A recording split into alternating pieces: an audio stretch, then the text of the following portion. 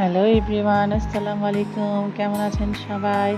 তো আশা করি সবাই ভালো আছেন। আলহামদুলিল্লাহ আমরাও ভালো আছি।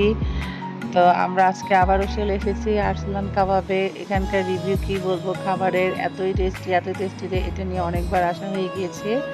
আর আজকে আসার মেইন উদ্দেশ্য ছিল যে আমরা ৬ টা রোজা রেখেছিলাম, নফল রোজা শাওয়াল মাসে। তো আজকে ওটা শেষ ছিল।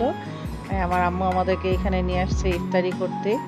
তো এসে দেখলাম কয়েকজনও ইফতারি করছিল এখানে, মানে রোজাটা মনে হয় কয়েকজনই রেখেছিল।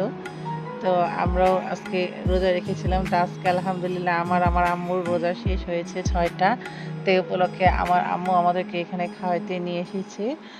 আর আলহামদুলিল্লাহ আমরা সবাই মিলে অনেক ভালো করে খেয়েছি খাবার। আর রোজা রেখে এত মজার খাবার খেতে কার না ভালো লাগে, তাই না?